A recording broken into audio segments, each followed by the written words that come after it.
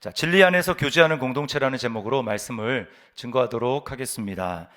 자, 이제 크리스찬의 지금 순례의 여정을 우리가 쭉 살펴보고 있습니다. 십자가 언덕 그 밑에서 발에 쇠사슬이 묶인 채 잠을 자고 있던 그 남자 3명을 뒤로 하고 크리스찬은 앞을 향해 전진을 합니다. 그러다가 그 앞에 높은 언덕인데 그 곤고제라고 하는 높은 언덕을 맞닥뜨리게 됩니다.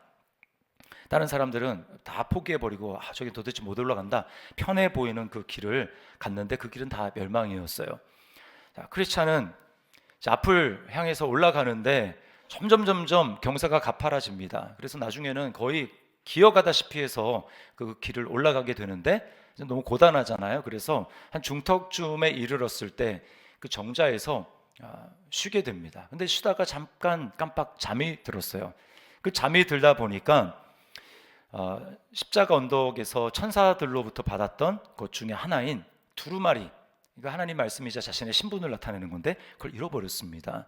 나중에 깨어난 다음에 그 잊어버린 걸 알고 막 난리가 났습니다. 내가 멍청하게 그 사람들한테 자지 말라고 해놓고 내가 졸아가지고 이런 낭패를 당했구나라고 하면서 왔던 길에 3배가 넘는 그 길을 왔다 갔다 하면서 그걸 찾아요. 그리고 마침내 찾게 됩니다. 가슴을 쓸어내리면서 너무나 다행이다라고 하면서 이제 그 길을 계속해서 가게 되는데 얼마 지나지 않아서 길 양쪽에 사자 2마리가 으르렁거리면서 위협을 하는 그 장면을 만나게 됩니다. 수많은 순례자들이 그 길을 걸어가다가 사자의 위협 앞에 다 가는 길을 포기하고 뒤를 돌아 도망쳤거든요. 이 크리스찬도 너무나 무서웠습니다. 사자가 달려들어서 나를 찢어 죽이면 어떻게 하나, 도망갈까 하는데 저 앞에서 빛나는 집, 오늘 살펴볼 건데 이 뷰티풀 저택이라는 곳인데 거기에 문지기가 이제 주의 깊은이라고 하는 문지기입니다. 그 문지기가 크리스찬을 향해서 소리를 지릅니다. 이 겁쟁이 같은 양반 같으니라고. 그 사자들은 쇠사슬에 묶여있기 때문에, 눈에 보이진 않지만 묶여있기 때문에 절대로 당신을 해치지 못합니다. 그러니까 뒤로 물러가지 말고 앞으로 나아가십시오. 그 문지기의 말에 용기를 얻고 크리스찬이 앞으로 계속해서 걸어갑니다. 그리고는 얼마 가지 않아서 반짝반짝 빛나는 뷰티풀이라고 하는 저택에 들어가게 돼요. 자, 거기서 크리스찬은 그동안의 순례의 길을 걸으면서 가지고 있었던 모든 피로, 그리고 긴장, 그것을 평안과 위로를 다 경험을 하게 되고 3일 머무는 동안에, 그리고 마지막에 떠날 때 무기고에서 이제 다 무장을 해가지고 그리고 그 집을 떠나게 됩니다. 여러분, 그 뷰티풀이라고 하는 저택은 오늘날 교회를 상징하는 거예요. 그 모습을 보면서 교회를 통해서 우리가 어떤 혜택을 누려야 되고 교회를 통해서 성도는 무엇을 기대해야 되는가라고 하는 것을 알 수 있습니다. 오늘 몇 가지로 좀 살펴보려고 하는데요. 첫 번째로 우리는 교회를 통해서 하나님 나라를 소망해야 하는 것입니다. 자, 23절 말씀을 다시 한번 읽습니다. 시작.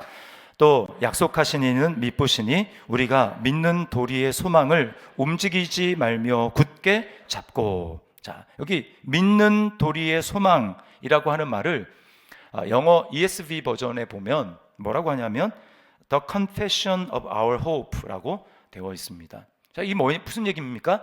우리가 소망이라고 고백하는 것, 그것을 꽉 붙들어야 된다는 거예요. 여러분은 무엇을 소망으로 고백하고 있습니까? 무엇을 향해서 정말 당신은 또는 너는 나의 소망이야 라고 그렇게 고백하고 이야기를 하십니까?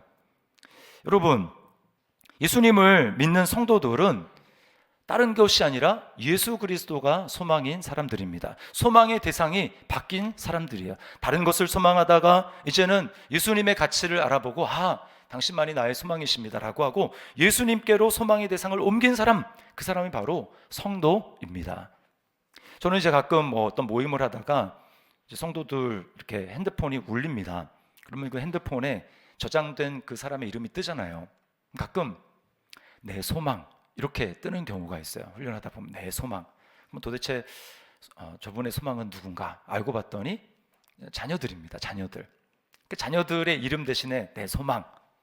그리고 날마다 보면서 그래, 하나님 소망으로 주셨지 이렇게 생각을 하죠. 어떤 분은 또 내 기쁨 이렇게 저장해 놓기도 합니다. 저는 제 2 자녀의 이름을 이렇게 저장을 했어요. 이제 아들은 은혜로다 이렇게 기록을 해놨습니다. 은혜로다. 왜냐하면 어렸을 때부터 잔병치레를 아프고 너무 많이 했기 때문에 건강하게만 좀 자랐으면 좋겠다라고 해서 했는데 정말 하나님의 은혜로 건강해졌거든요. 그래서 그걸 보면서 날마다 그 은혜를, 하나님의 은혜를 잊지 말아야지. 그래서 은혜로다 이렇게 했습니다.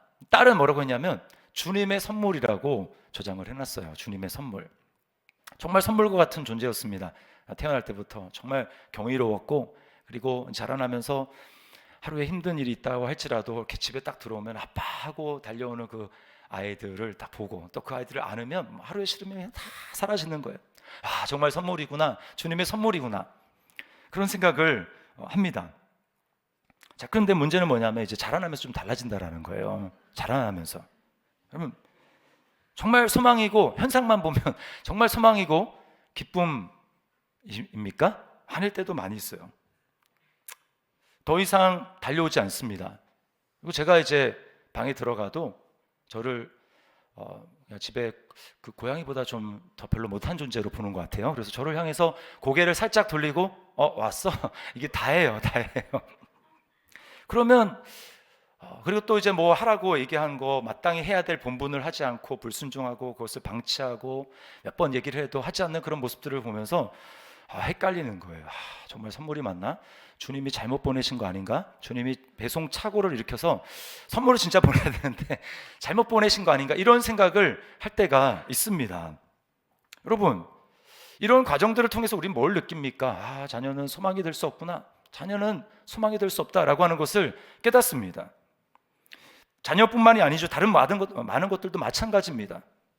소망이라고 하는 말이 뭐예요? 소망이라는 말, 항상 내가 그곳을 바라보고 그곳을 향해서 내 몸이 서 있다라는 겁니다. 그리고 그 목적지를 향해서 바라보고 있다라는, 그 목적지가 바로 우리의 소망이라는 것입니다. 항상 그곳을 바라보는 거예요. 여러분은 무엇을 바라보고 있습니까? 여러분의 몸은, 여러분의 시선은 어디를 향해 있습니까? 목사님, 저는 성도잖아요. 저는 크리스찬이잖아요. 당연히 주님이시죠. 입으로 고백하는 거 말고 여러분의 무의식 세계 속에서 깜빡깜빡 또 대다수의 많은 시간 여러분은 어디를 향하고 어디를 바라보고 있습니까? 어떤 분은 돈을 소망으로 삼습니다. 돈을 바라봅니다. 어떤 분은 성공을 소망으로 삼습니다. 어떤 분은 그런가 하면 사람들의 인정을 소망으로 삼습니다. 사람이 인정해줘야 돼요. 배우자의 인정을 받아야 되고, 자녀들의 인정을 받아야 되고, 직장에서는 동료나 상사의 인정을 받아야 되고, 또 친구들의 인정을 받아야 살 수 있는, 그래서 그 사람들의 인정에 목을 메고 그것을 소망 삼아 살아가는 사람들도 은근히 많이 있습니다. 여러분, 사람들은요, 소망하는 그 대상을 향해서 살아가게 되어 있어요. 그 대상을 위해서 살아가게 되어 있습니다. 그래서 소망이 중요한 거예요. 그 소망을, 내가 무엇을 바라보느냐, 그 바라보는 것에 따라서 나머지 모든 내 삶은 새롭게 재편되게 되어 있습니다. 내가 그것을 향해서 시간을 쓰고요, 내가 그것을 위해서 돈을 쓰고요, 내가 그것을 위해서 내 열정을 바치고 내 모든 생각과 그 마음이 다 거기에 가 있는 것입니다. 여러분은 입으로 고백하는 것 말고 실제로 여러분 마음속의 중심에 있는, 여러분이 바라보고 여러분이 몸이 여러분 그것을 향해 있는 소망은 무엇입니까? 이 세상이나 세상에 있는 것들에 소망을 둔 사람들은 죽음을 두려워합니다. 왜 그렇겠습니까? 이 세상에 소망을 두고 이루기 위해서 다 이 세상에 쌓았는데 죽음이라는 건 뭐예요? 그게 다 날아가는 거잖아요. 소망이 다 사라지는 겁니다. 그러니까 무서워하는 거예요. 두려워하는 것입니다. 절절매는 거죠. 전전긍긍하는 것이죠. 그러나 예수 그리스도에게 소망을 둔 성도들은 어떻습니까? 죽음을 두려워하지 않습니다. 왜요? 죽는다라는 것은 내가 이제 소망하던 그 예수님, 눈에 볼 수 없었지만, 떨어져 있었지만 이제 소망하던 그분이 실제로 소망이 이루어지는 것, 그 이루어지는 것이 바로 죽음이기 때문에 죽음을 두려워하지 않아요. 소망이 실현되기 때문입니다.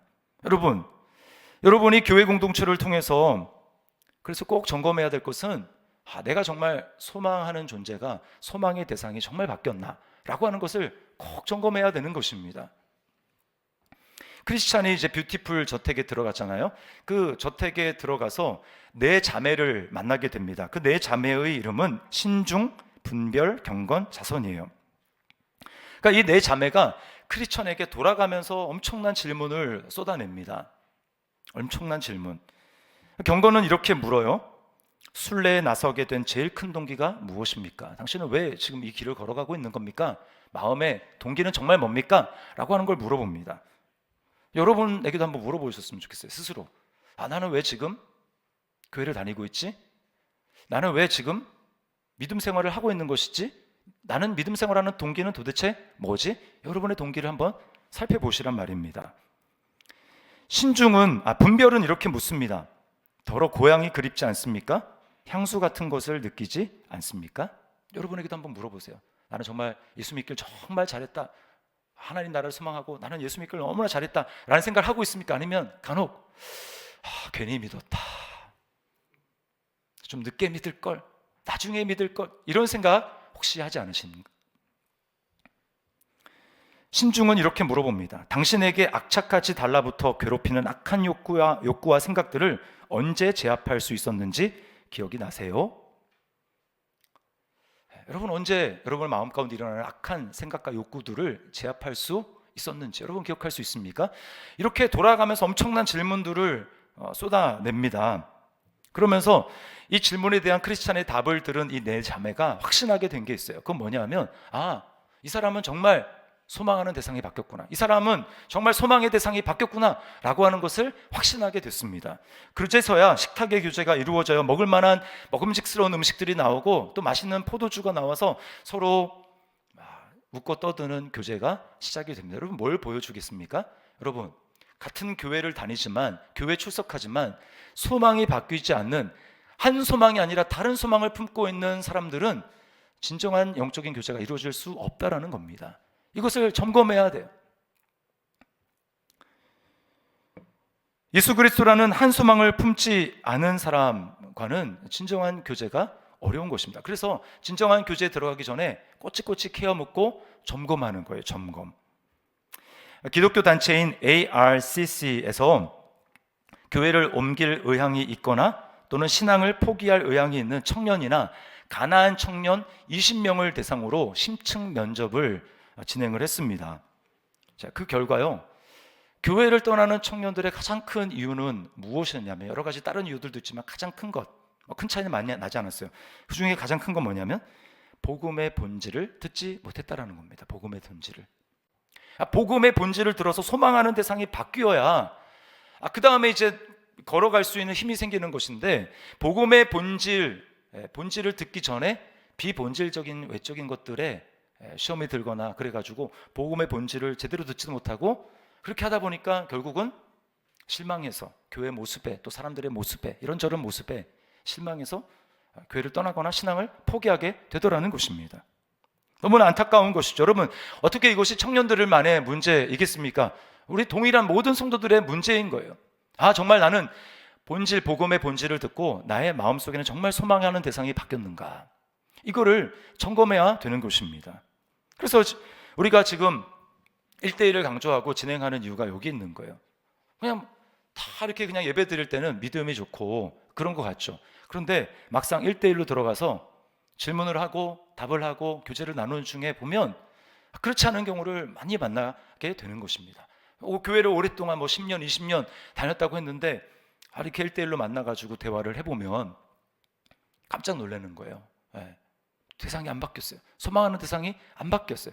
그런 경우들을 종종 보게 되는 것입니다. 그러므로 여러분이 내가 교회를 좀 오래 다녔으니까 나는 당연히 예수님이 내 소망의 대상일 거야 라고 생각하고 하지 마십시오. 여러분을 점검해 봐야 돼요. 여러분, 우리가 건강검진을 하면 평소에는 나는 건강하다, 아무 문제 없다라고 생각을 했는데 종합검진을 하고 그리고 돈을 또 많이 들여서 막 정밀검진에 들어가면 어떻습니까? 발견되지 않은 암세포가 드러납니다. 종양이 드러나요. 그것은 정밀 검진을 하기 전까지는 전혀 드러나지 않던 것들입니다. 그냥 공동체 속에 그냥 예배만 드리고 파묻혀 있을 때는 잘 모를 수 있어요. 그러나 오늘 내 자매가 크리스찬에게 날카로운 질문을 던지며 했던 것처럼 그 질문들을 통해서 계속해서 정말 나는 소망이 예수님인가? 정말 나는 하나님 나라를 소망하며 있는가? 라고 하는 것을 점검해야 되는 것입니다. 그럴 때 우리는 하나님 나라를 소망할 수 있게 되는 거예요. 자, 그런가 하면 둘째는 소그룹을 통해서 도전과 자극을 받아야 하는 것입니다. 24절을 우리 다시 한번 읽어보겠습니다. 시작. 서로 돌아보아 사랑과 선행을 격려하며 자, 여기 격려하다라고 하는 말이 영어로는 stir up이라고 되어 있습니다. 그러니까 휘젓는 거예요. 막 가라앉아 있는 것을 막 휘저으면 막 뜨지 않습니까? 이런 것처럼 우리 안에 사랑과 선행에 대해서 막 휘젓는 것입니다. 그래서 도전하고 자극하는 거예요.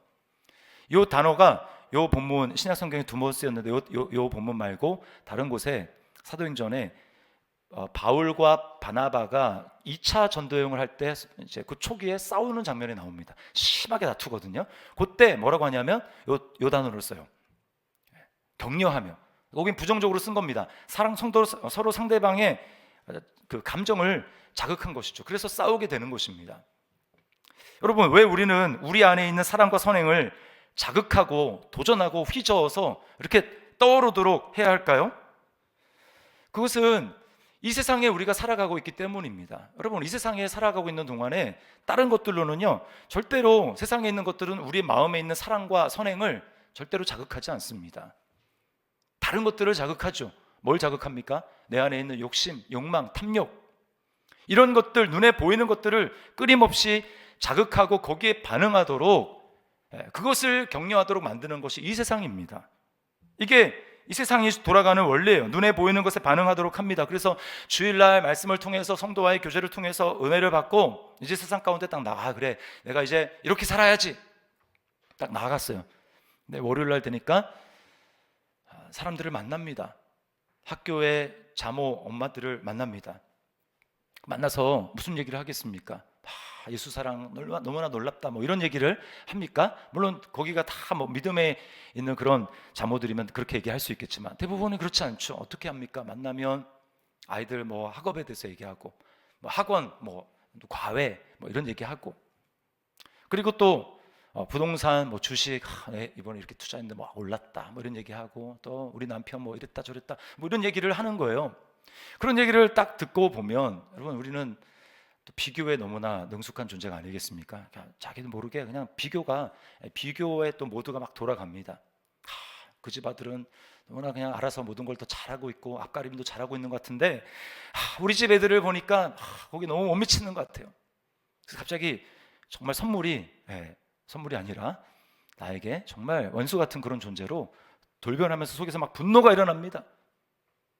그래서 집에 가면 이제 목소리가 달라지는 거죠.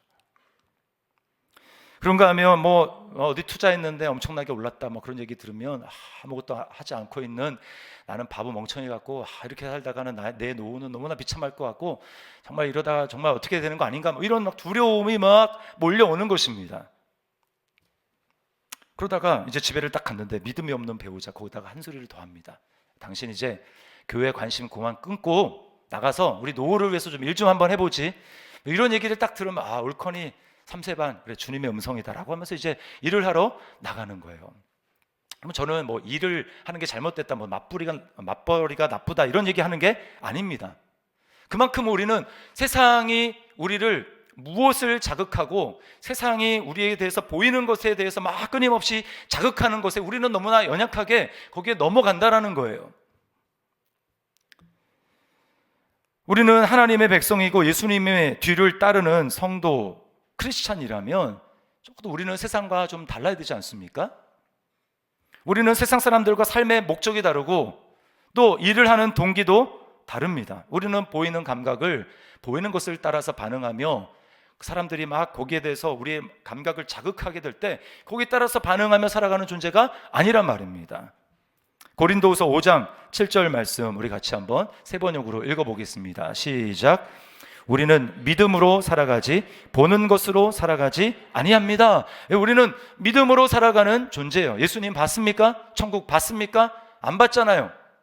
보이지 않는 것을 소망으로 믿고 살아가는 존재가 성도라면 이것은 계속되는 것입니다. 말씀 안 보이죠. 이루어질 거 안 보이죠. 그러나 보이지 않지만 보이진 하나님이 약속하신 그 말씀을 붙들며 나아가는 거예요. 그래서 공동체가 필요한 것입니다. 사랑과 선행을 자극해서 우리 마음을 붙들어 주기 때문입니다.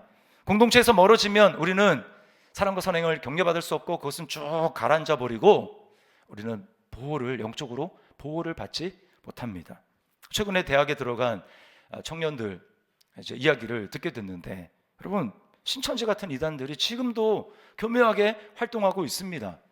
그래서 뭐 자기가 어떻게 정보를 알았는지 자기가 잘하는 것을 이렇게 도와주지 않으면 안 되는 약간 그런 동정심을 유발해서 도와주도록 하고, 또 그거 이제 딱 한번 연결이 되면 어떻게도 이제 다음 약속을 잡아가지고 만날 그런 건수들을 만든다라는 거예요. 게다가 뭐 만약에 뭐 계속 통학을 하거나 또 교회 공동체에 나오게 되면 또 위험이 줄어들 수 있겠죠. 근데 뭐 지방으로 갔다, 기숙사에서 생활한다, 그러면 부모님으로부터 떨어지고 교회 공동체로부터 그만큼 떨어져 있으니까 얼마나 쉬운 넘어질 수 있는 타겟이 될 수 있는지 몰라요. 얼마나 무서운 일인지 모릅니다. 그러나 공동체가 가까이 있다고 생각을 해보십시오. 다른 것에 막 보이는 것에 자극을 받고 막 휘저어져 가지고, 그래 내가 이제는 나도 좀 지혜롭게 똑똑하게 살 거야 라고 말하면서 이제 막 세상적인 방법으로 살아가려고 그렇게 했는데 다락방에 딱 왔어요. 왔더니 다락방에 한 집사님이 이제 간증을 하는 겁니다.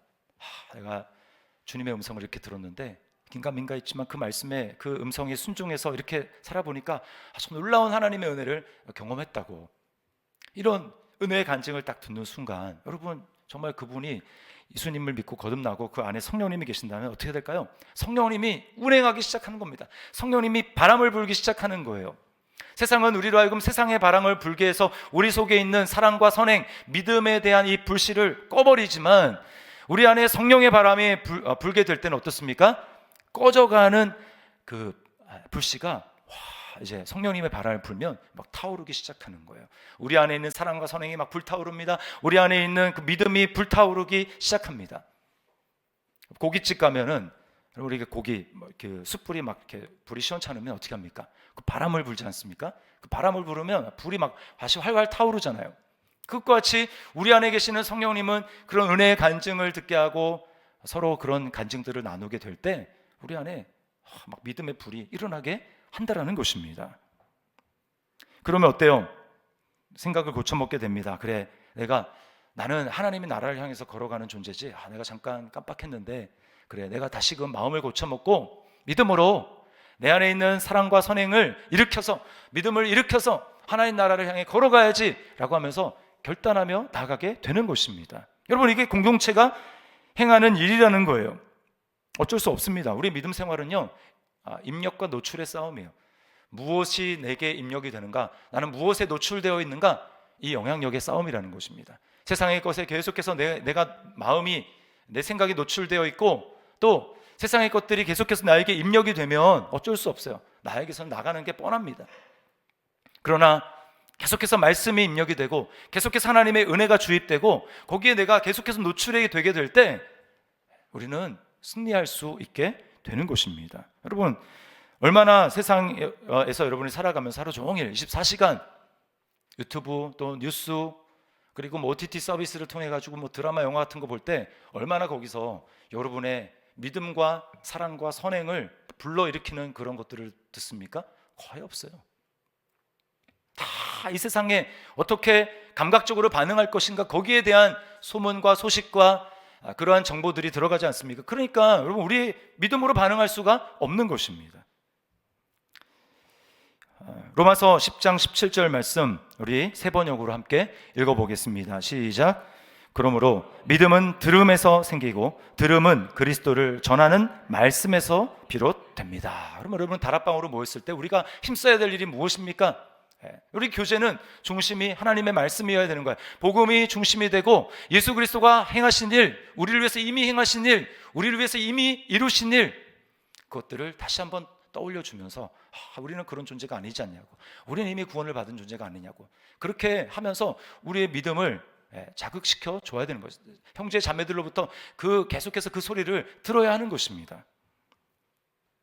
최근에 이제 한 성도님이 저한테 이제 기도 부탁을 했어요. 믿지 않는 가족 중에 아직 이제 형제 중에 믿지 않는 형제가 있다고 이제 기도를 좀 해달라고 부탁을 했습니다. 뭐 상황을 제가 이렇게 쭉 들어보니까 참 깝깝했습니다. 정말 쉽지 않다라는 상황이었어요. 근데 이제 제가 계속 그 집사님과 대화를 하는 중에 뭘 발견했냐면, 이분이 근데 상황이 힘든 건 힘들지만 너무 지금 현재 처한 그 상황에 매몰되어 있다. 거기에만 너무 마음이 쓰여 있다라는 것을 제가 발견하게 됐습니다. 그래서 제가 그 집사님에게 질문했어요. 집사님, 지금 믿지 않고 있는 그 동생 구원받아야 되는데 하나님께서 그 동생을 구원하실 수 있는 능력이 있다는 거 믿으세요? 그랬더니 믿으신다고 얘기를 합니다. 우리는 다 여기까지는 다 믿어요. 하나님은 전능하신 분이니까 믿죠. 믿습니다. 제가 다시 질문했습니다. 그럼요, 하나님이 그 일 하실 하나님이 이제 그런 능력이 있다는 거 믿으셨는데, 그럼 그 하나님이 집사님의 동생을 구원하실 것을 믿습니까? 그랬더니 대답을 못 합니다. 대답을 못 해요. 왜? 지금 현실에 붙들려 있기 때문에. 여러분, 뭐가 믿음일까요? 우리는 너무나 하나님을 잘 변호합니다. 하나님은 전능하신 분, 하나님 능력이 있으신 분, 저는 하나님이 그런 분인 거 믿습니다. 그건 반쪽의 믿음입니다. 그냥 고백의 믿음이죠. 실제 믿음은 뭐예요? 그 하나님이 지금 그 일을 행하실 걸 믿느냐는 거예요. 그 하나님이 지금 믿지 않는 누군가를, 내가 기도하고 있는 그 누군가를 구원하실 것을 믿느냐는 것입니다. 그때 우리가 필요한 게 확신 아니겠습니까? 내 욕심이 아니라 이게 정말 하나님의 뜻이다. 그러면 믿고 기도해야죠. 믿고. 근데 많은 사람들이 거기에 대한 믿음은 없습니다. 왜요? 상황을 보니까. 제가 그랬어요. 집사님, 하나님이 정말 그 일을, 동생을 구원하실 걸 믿는다면, 정말 믿는다고 한번 생각을 해보시라고. 믿는다면 집사님 어떨 것 같으세요? 집사님의 반응은 어떻게 나오겠습니까?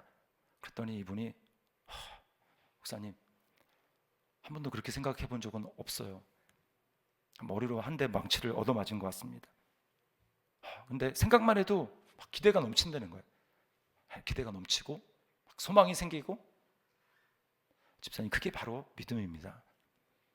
믿음은 하나님이 그 일을 하실 걸 믿는 믿음이에요. 그랬더니 막 이분이 흥분해가지고 이제 동생이 이제 막 당장 구원받을 것 같은 이런 확신을 가지고 이제 갔어요. 여러분, 제가 말씀드리는 게 뭡니까? 이게 바로 믿음의 공동체에서 이루어지는 일이라는 것입니다. 우리는 낙심하고, 우리는 절망하고, 우리는 보이는 환경에 반응해서 정말 큰일 났다, 낭패다, 어렵다, 절망이다, 이제 끝이구나 라는 생각을 계속해서 입에 달고 살고 그렇게 바라보는데, 믿음의 공동체에 와서 하는 일이 바로 우리 안에 꺼져가는 그 일들을 불러 일으킨다라는 것입니다. 그것이 공동체 안에서 일어나는, 공동체 안에서 하나님이 하시는 일이라는 거예요. 그러므로 여러분, 우리가 믿음의 공동체로 모이기를 힘써야 되는 것입니다. 자, 그런데 이제 그렇게 할 때 걸림이 있어요. 걸림. 뭐냐? 목사님, 알겠는데, 그런데 공동체로 이렇게 모이다 보면 상처를 받습니다. 마음에 안 드는 사람들이 있고 상처를 받습니다. 공동체 하기 싫어집니다. 이런 생각을 하는 분들이 있죠. 실제 우리의 모습입니다. 별로 소망이 안 생겨요. 자, 그럼 어떻게 여러분? 우리 그 상황 속에서 우리는 소망을 잃지 않고 계속해서 공동체로 모여서 사랑과 선행을 격려하며 계속해서 믿음의 길을 걸어갈 수 있을까요? 대답은 딱 한 가지입니다. 대답은 딱 한 가지. 뭘까요? 위대한 제사장이신 그리스도를 통해 서로를 바라보는 것입니다. 제가 이제 여러분 나눠드린 시트를 살짝 바꿨어요. 그리스도를 바라보라는데 그리스도를 통해 서로를 바라봐야 하는 것입니다. 자, 21절 말씀을 함께 읽어보겠습니다. 시작.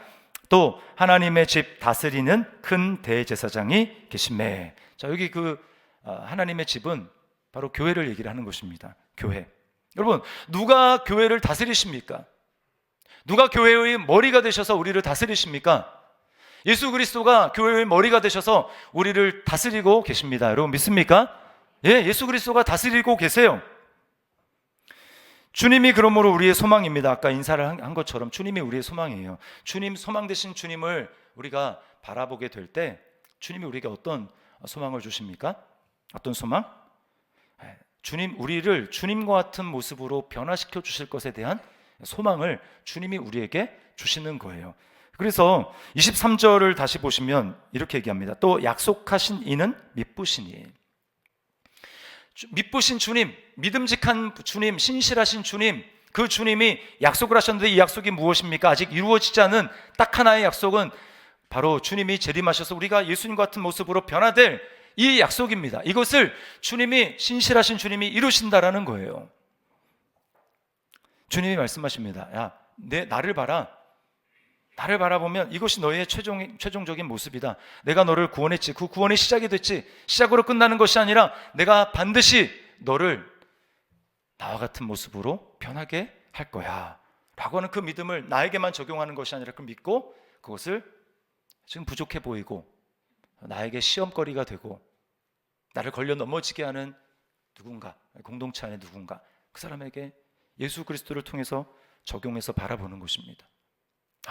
나를 주님이 변화시키시고 마지막 날에 완전하게 하실 것이지만 주님이 저 형제도 저 자매도 그렇게 하실 거야. 우리는 사실 현재의 모습만 보면 우리는 답이 안 나오는 사람들 아닙니까? 하나님의 행하시는 방식, 믿음의 방식은요, 일단 하나님이 그 일 해놓고 그 다음에 거기에 해당되는 내용을 하나님이 이루어 가시는 방식이에요. 성도, 여러분 정말 까놓고 저와 여러분의 본질 자체가 거룩합니까? 지금도 죄를 짓는 존재잖아요. 연약한 존재잖아요.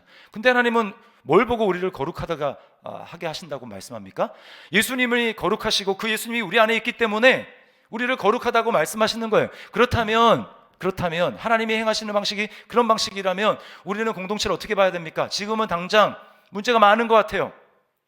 저 사람이 문제가 많고 목사가 문제가 많고 순장도 문제가 있고 또 교회에 돌아가는 조직도 너무나 문제가 많은 것 같지만 그럼에도 불구하고 주님이 우리를 거룩하다, 성도라고 불러주시고 너는 이미 하늘에 앉힌 자야 라고 주님이 우리에게 말씀하시고 주님이 행하시는 방식이 그런 방식이라면 우리 또한 그리스도를 통해서 그 사람을 바라보고 교회 공동체를 바라보고 조직을 바라봐야 한다라는 거예요.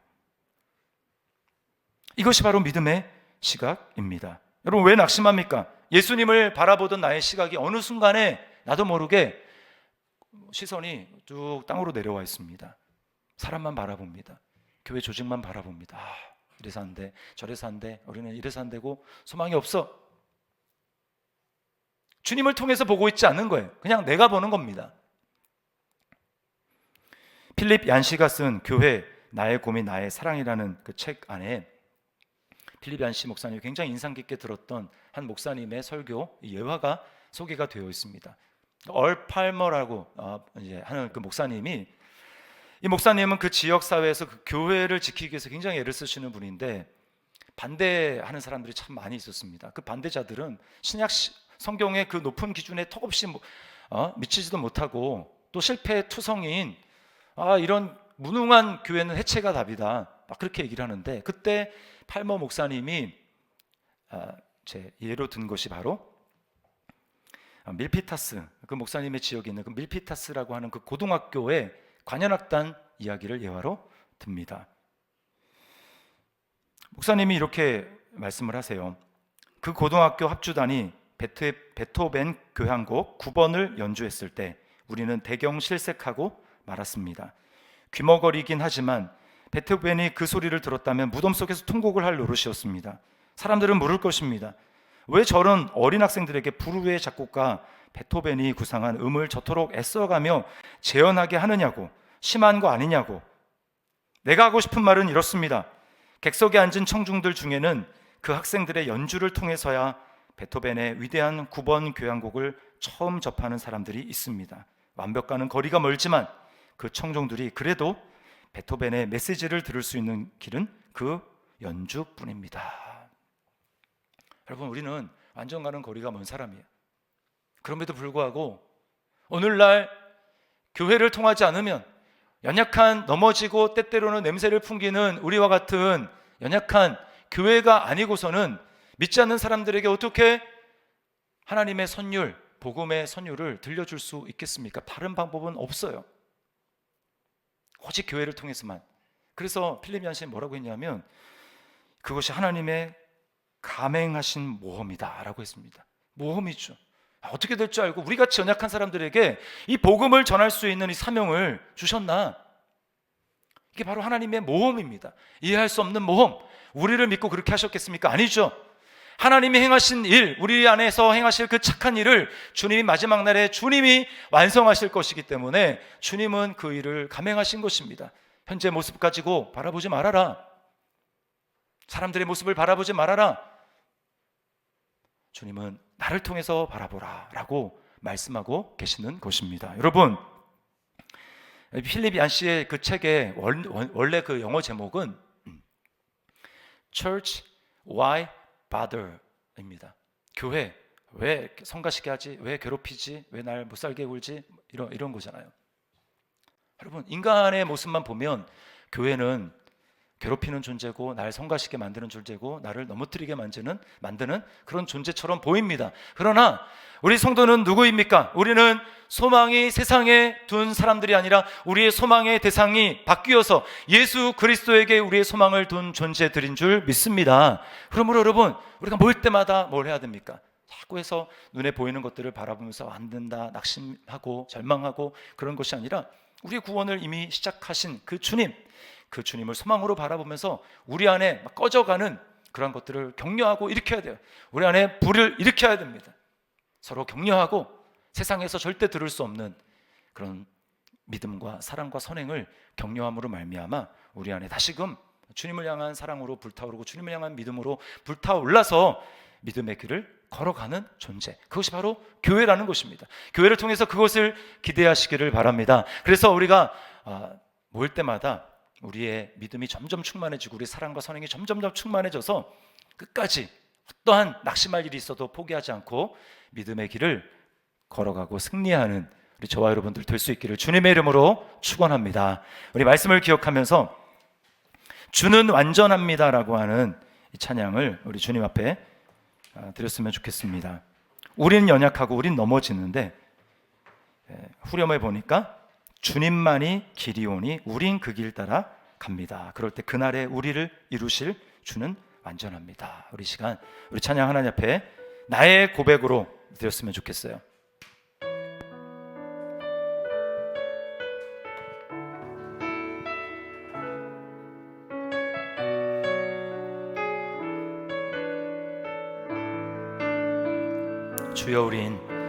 주여 우린 연약합니다. 우린 오늘을 힘겨워 합니다. 주 뜻 이루며 살기에 부족합니다. 우린 연약합니다. 주여 우린 넘어집니다. 주여 우린 넘어집니다. 오늘 하루 또 실수합니다. 주의 긍휼을 구하는 죄인입니다. 우리 주만 바라봅니다. 한없는 주님의 은혜, 한없는 주님의 은혜, 온 세상 위에 넘칩니다. 가릴 수 없는 주 영광, 온 땅 위에 충만합니다. 주님만이 길이오니 우린 그 길 따라갑니다. 그날에 우릴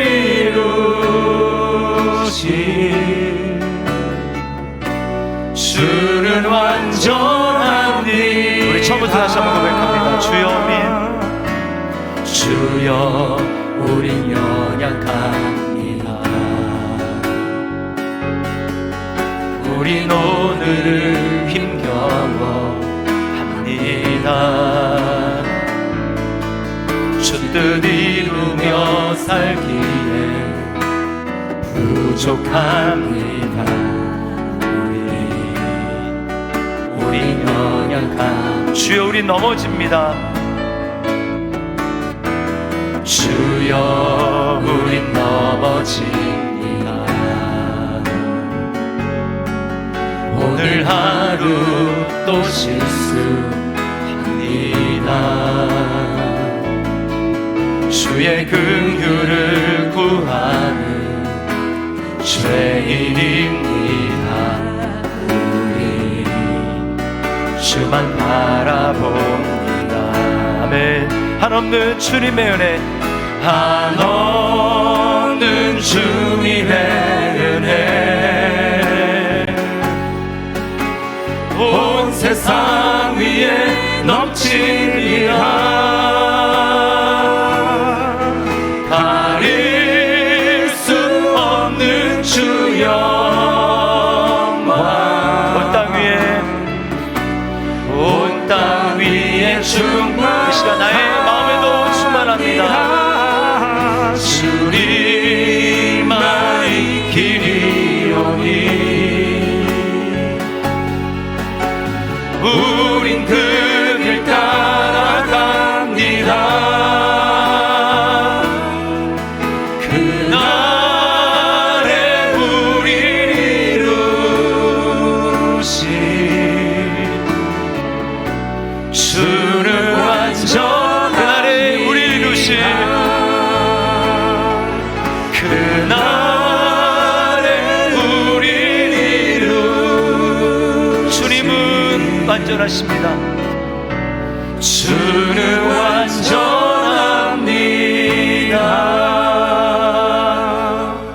우리 말씀 기억하면서 기도합시다. 여러분 지금 무엇을 향해 서 있으십니까? 여러분의 소망은 무엇입니까? 우리가 꼭 놓치지 말아야 될 것은 소망이 바뀌는 것입니다. 여러분 정말 소망이 바뀌었습니까? 소망이 바뀌었다면 그 다음에 해야 될 일은 그 소망이 꺾어지지 않도록 우리 안에 있는 사랑과 선행, 믿음, 소망 꺾이지 않도록 우리 계속해서 격려하는 것입니다. 북돋고 자극하고 도전을 주는 것입니다. 계속해서 우리는 말씀에 노출되고 은혜의 간증에 성도들을 통해서 말씀하시는 그 주님의 음성에 노출이 되어야 됩니다. 그렇지 않으면 우리는 다른 것에 반응을 할 수밖에 없어요. 때때로는 실망스러운 모습도 많이 있지만 그럼에도 불구하고 여러분 우리가 낙심하지 않고 믿음의 길을 걸어갈 수 있는 이유는 무엇입니까? 주님이 미쁘시기 때문에, 그 주님이 완성하실 것이기 때문에, 그 주님이 약속하셨기 때문에 우리는 그 주님을 통해서 서로를 바라보는 것입니다. 그럴 때 끝까지 우리는 믿음을 놓지 않고 걸어갈 수 있어요. 이 시간 우리 기도했으면 좋겠습니다. 그렇게 결단하면 주님, 다시금 소망이신 주님을 바라보며 힘을 내 걸어갈 수 있도록 주님 인도하여 주시고, 우리가 모일 때마다, 다락방으로 모일 때마다, 교제로 모일 때마다 주님 이러한 역사들이 일어날 수 있도록 인도하여 주시옵소서. 아멘. 우리 시간에 같이 한번 한 목소리로 우리 기도하며 나가도록 하겠습니다. 기도합니다. 주님,